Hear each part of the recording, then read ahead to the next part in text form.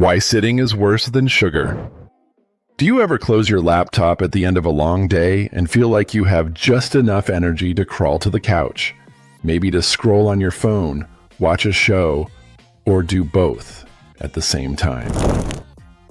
During the pandemic, that feeling became almost universal. Many people were safe. Many were healthy.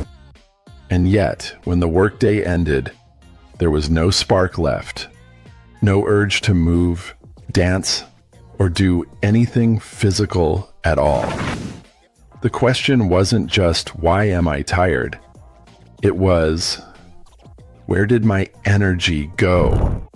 As a journalist who has spent the last decade investigating how technology shapes human behavior, this question became impossible to ignore.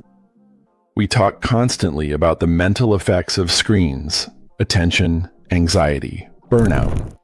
But what about the physical consequences of sitting in front of them all day? The answer, it turns out, is unsettling. Screens haven't just reshaped our schedules. They are reshaping our bodies. A generation that barely moves. According to researchers at Johns Hopkins, the average 19-year-old today moves about as much as the average 60-year-old. That statistic alone should stop us in our tracks. Over the last 20 years, rates of type 2 diabetes in young people have doubled. 3 out of 4 American adults now live with at least one chronic illness, many of which are preventable. And this isn't just an American issue. The World Health Organization calls sedentary living a global crisis. By the end of this decade, the WHO predicts that inactivity will contribute to 500 million new cases of preventable diseases like heart disease, obesity, and diabetes, costing governments an estimated $27 billion per year. Typing, swiping, scrolling, sitting. This is the rhythm of modern life. And yet, for most people, abandoning technology altogether isn't realistic. Phones are how we work, connect, navigate, and socialize. So the real question becomes, how do we stay connected without slowly destroying our health? The scientist who asked the right question. That question led to Keith Diaz, a physiologist at Columbia University Medical Center. Diaz has dedicated his career to a deceptively simple problem. How little movement can we get away with before sitting starts to kill us? In 2022, he published a small but powerful study with a striking conclusion. Just 5 minutes of gentle movement every 30 minutes had dramatic effects on health. Blood sugar dropped sharply. Blood pressure fell. In a separate study, Diaz found that inactive adults who replaced just 30 minutes of sitting with 30 minutes of movement per day lowered their risk of premature death by 18%. This wasn't about intense workouts. It wasn't about running marathons or lifting heavy weights. It was about interrupting stillness. Why working out isn't enough. At this point, many people think, I work out, I'm covered. Or maybe I have a standing desk, so I'm fine. Unfortunately, neither is enough. Diaz's research shows that if you sit or stand for most of your waking hours, your health is still at risk, even if you exercise regularly. A 1-hour workout cannot undo 8 to 10 hours of uninterrupted sitting. The solution isn't to stop exercising. It's to break up long stretches of sedentary screen time. That idea was hard to believe at first. Could short movement breaks really make a difference for someone who is relatively healthy? There was only one way to find out. An experiment in real life. One day in Diaz's lab, I sat at a desk and worked on my laptop for 8 hours straight. The next day, I did the same work, but this time, I took gentle movement breaks every half hour. Afterward, researchers measured my vital signs. The results were extraordinary.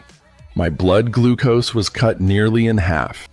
My blood pressure dropped by 5 points, and perhaps most noticeably, my mood was dramatically better. The science was clear. But science only matters if people can actually apply it in real life. Can real people really do this? To answer that question, teams at NPR and Columbia University launched a global clinical trial and podcast called the Body Electric Study. More than 20,000 people signed up, so many that participation had to be capped. Participants could choose their movement dose, 5 minutes every 30 minutes, 5 minutes every hour, 5 minutes every 2 hours. They could move however they wanted, dancing, pacing during phone calls, walking the dog, taking out the trash. The only rule was to break up prolonged sitting. The first few days were hard. It takes intention and a little rebellion to disrupt a world built entirely around screens and chairs. But then something unexpected happened. The breakthroughs. As participants began incorporating movement breaks into their daily lives, they started reporting changes. They felt less pain. They had more energy. They felt more positive about life overall. 80% of participants stuck with the movement breaks for 2 full weeks, a remarkably high adherence rate. And while the study relied on self-reported data, the trend was unmistakable. The more frequently people moved, the better they felt. People who went outside experienced an additional boost. Some lost stubborn weight. Most reported that they liked the breaks. Perhaps most surprising of all, the breaks did not hurt productivity. Many participants said they returned to work more focused and felt the quality of their work actually improved. What sitting does to the body. So why do these tiny movement breaks matter so much? When we sit, our arteries bend at the hips and knees, like a kinked vacuum hose. Blood pools in the legs. Muscles stop contracting. But leg muscles play a crucial role in clearing sugar and fat from the bloodstream and helping regulate blood pressure.